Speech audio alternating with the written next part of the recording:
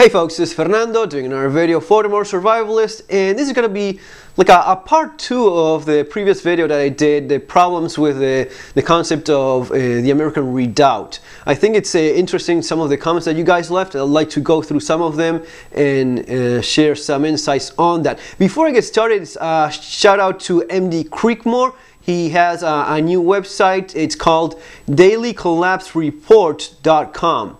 I'm going to be leaving the link below there. Good guy, MD Creekmore. So let's get started. Here we have a comment. It says by Yahmeh. It says, excellent insight into the common sense practical advice based on real life examples given and personal experience. Thank you, Fairfell, and Merry Christmas. Well, Merry Christmas to you too, and I hope everyone else had a great Christmas and is looking forward to a very good new year. Prepper Potpourri, you guys sometimes have some names. Very good points. I don't think there's a perfect place. You're right. Family, friends, and community are very important. Yeah, absolutely. And you know what? It's that safety network that you have in your friends and your family. It's you know, one of the most important parts of this huge equation that we always look at. Sometimes you don't have an option, and you know you have to leave everything behind. But family, friends, that's not only important for your physical well-being, your mental and emotional well-being as well. Family is definitely a big part of all that. And a serious consideration whenever you're thinking about leaving. In my case, when I left Argentina, well, some of my family had already left, but I still had a lot of family left behind there in Argentina, and you know, it was definitely something that I gave a lot of thought to. Now, the thing is, even though you have your family, even though you have your friends and this safety net that you have thanks to them, but then you have to look at everything else, and in the case of Argentina, everything else was simply falling apart. You know, the crime, the inflation, all the problems that the country had, it just you know, didn't add up in spite of having your family and your friends. So sometimes you end up making these tough decisions and you end up leaving family, friends behind simply because everything else just doesn't make sense to you. This is a very good points. Domo, this is interesting along with all the comments, but now it makes me more confused. I hear some lyrics to a song playing in my head. Should I stay or should I go? Yeah, well, it's definitely, it's never easy to decide to leave, relocate. Maybe it's a little bit easier if you're thinking of moving near, closer or nearby and such, especially in the United States. I really believe that in the United States, pretty much in every state, you have some place where things are you can make things work. You know, pretty much in every state you have some place that is okay, and that makes things so much easier. Not having to move to another country or moving much further away. If you can stay close, you're not sacrificing so much. This that we're talking about here, friends and family. It's easier. It's closer.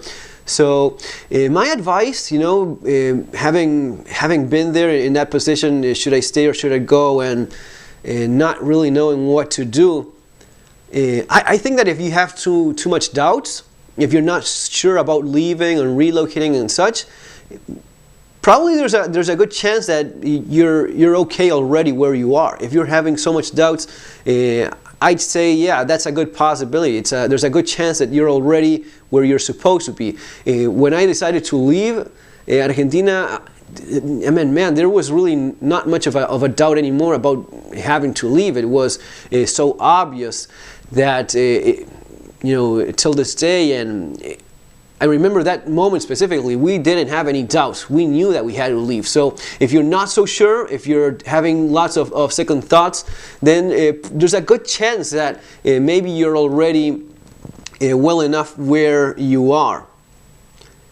Privacy Matterson says, Fernando, you've just killed and roosted a sacred scared cow of many preppers out there, but you make many valid points, and Rawls is often detached from reality, both in his novels and his own non-fiction writing.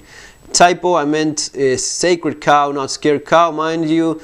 Your missive probably would scare the living daylights out of any relation cow. Okay, I better quit before I open up any more source. Rawls has his opinion on things. We are all different and such. I just point out certain things that just don't add up. It's not just a matter of throwing out their facts.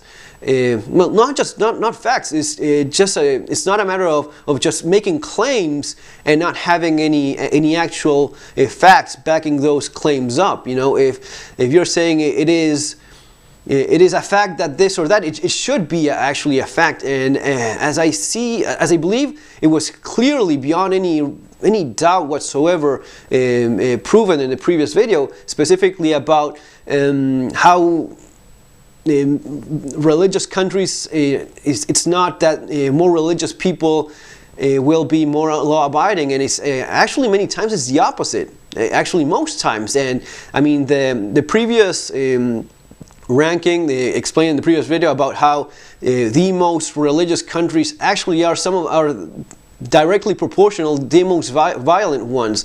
It's opposite to what sometimes people believe to be true. So it's not just about what you believe to be true. It has to be what's actually true. What the facts show to be true.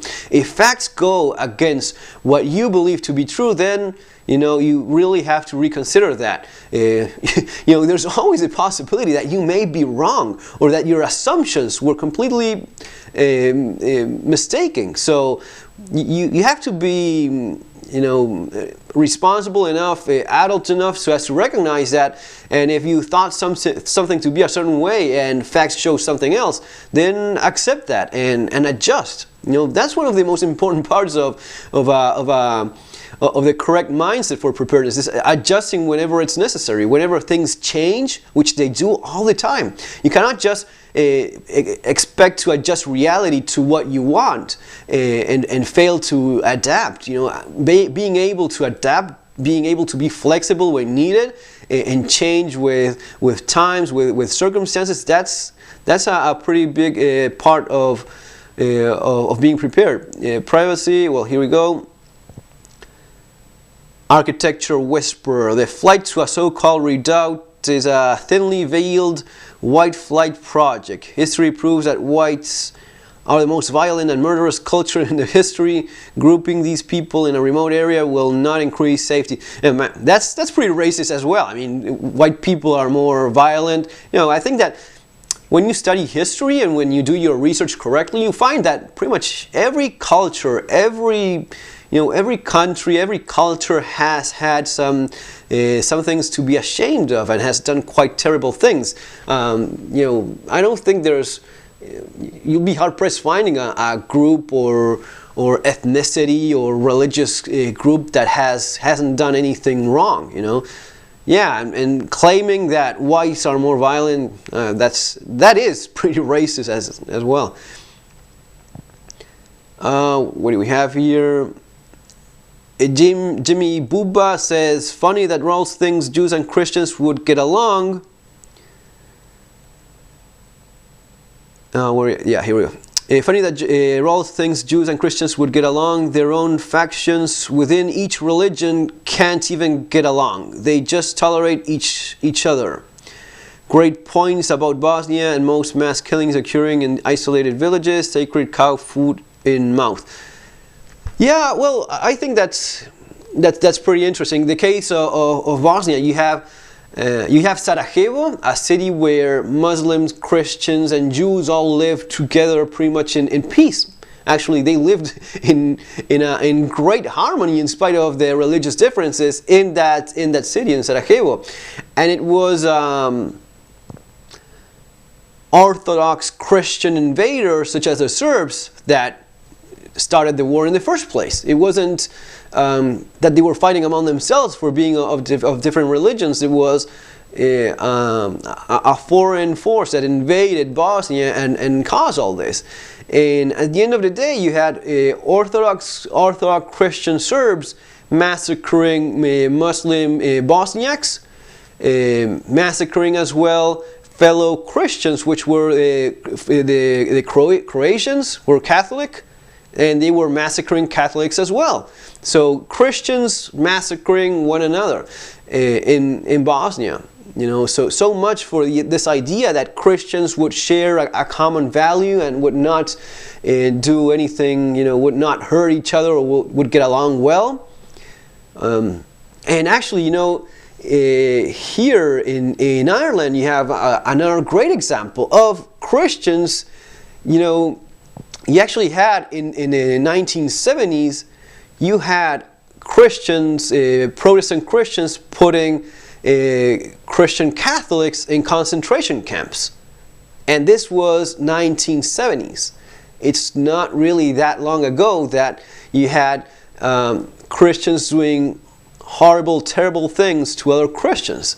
Happens all the time, happens all over the world, that as this person commented, within their own factions and within their own specific religions, people end up doing these things. So yet again, we see that reality shows something different from what sometimes people assume to be a fact, without actually checking those to make sure they're actually true.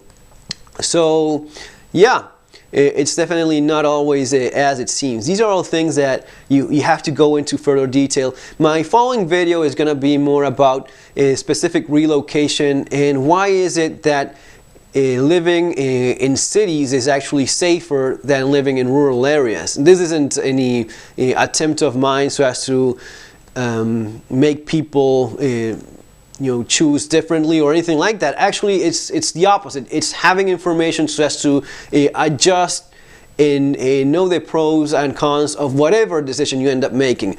But following video is going to be a very good one. I suggest you watch it because I'm going to be going through facts, not just you know, claims thrown out of thin air, just facts. What has been actually researched and the findings of such research. So guys, take care, subscribe, thumbs up, see you on our next video. Have a great day.